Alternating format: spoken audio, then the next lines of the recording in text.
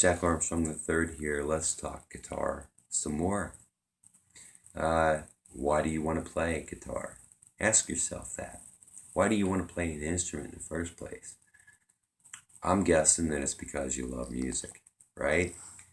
And like every music fan, listeners, performers alike, it takes everybody to make music work.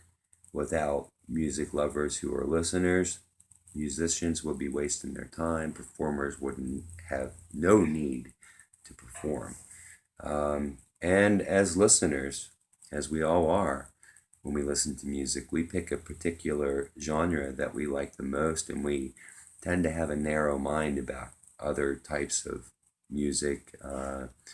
My favorites are rock and roll, a little bit heavier rock, uh, rockabilly, the blues, and yes, country, traditional and modern. You may have your favorite, but the bottom line is you like music. And you decide you want to play an instrument, and let's say you pick guitar. Who's your greatest influence? Is it your buddy in school that's starting to play guitar and you saw him, you were hanging out with him and he was playing your favorite song? Is it some guy, if you're older, as I am, that you saw playing in a local pub that you really liked what he was doing and he was friendly and approachable and he said, "Yeah, man, guitar's great." Or you're thinking about meeting people. All right, guys, I know you. I was a teenager once.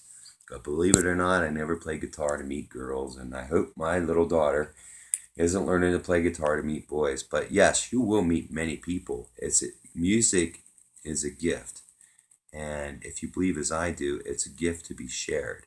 If you have that talent that you can perform it and play any instrument or sing, you should share it.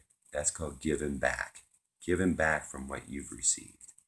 So find your influence, be it your best friend, be it some guy in a local band, be it a superstar that you like their guitar sound or their voice sound, whatever it is that you want to play. But in this instance, we're talking guitar. I have so many influences.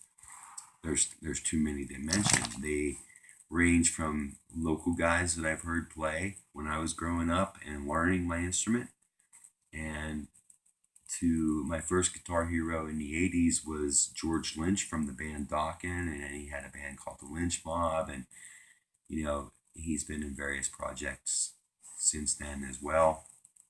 Then I also discovered Brian Setzer. He's a big influence, and way back before I even realized that I wanted to play guitar, the guitar players that were my biggest influence were the guitar players that played for the Eagles. Every one of them, Glenn Frey on his rhythm and co-lead playing, all those guys. Of course, I mean, everybody thinks of Joe Walsh. Well, he came into the Eagles towards the end, but what an influential sound Joe Walsh has had on rock and roll. And Slash, of course, from Guns N' Roses. And the greatest guitar hero for many people was Stevie Ray Vaughan. When I discovered him through a friend, I was like, wow. I had the privilege of seeing Stevie Ray Vaughan play in July of '90, and if my history is correct, unfortunately, we lost Stevie Ray Vaughan in August of '90. But I got to see him play with Joe Cocker. They both did a show in the open air outside venue in New Jersey. Right then and there, I knew I liked Joe Cocker's hits, but he did the first 2 hours. I became a Joe Cocker fan for real. And of course, I was there to see Stevie Ray, but what a privilege it was to see Joe Cocker live. I'm babbling. Got to see Stevie Ray. Wow, blew my mind. Of course, you have greats like Eric Clapton. Everybody cites him. If you're a music lover, you will like every guitar player that you ever hear.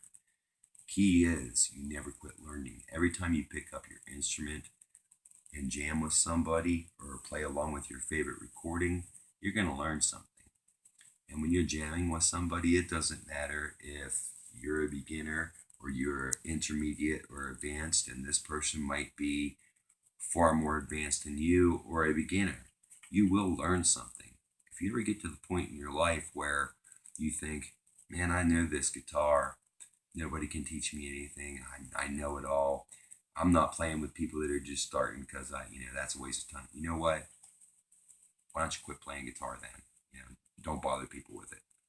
Because if you can't learn something every day in life, let alone the instrument you choose to play, in our case, a guitar, you don't need to be bothering other people with it.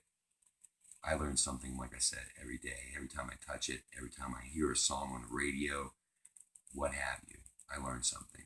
Sitting down, playing with my daughter, who's been playing guitar for a couple months now, I learn stuff. If I jam with buddies of mine that are far more advanced, obviously I learn stuff. Doesn't matter what it is, what type of music you're playing. Always learn. Keep your mind open, keep your ears open most of all, and listen and observe and never give up.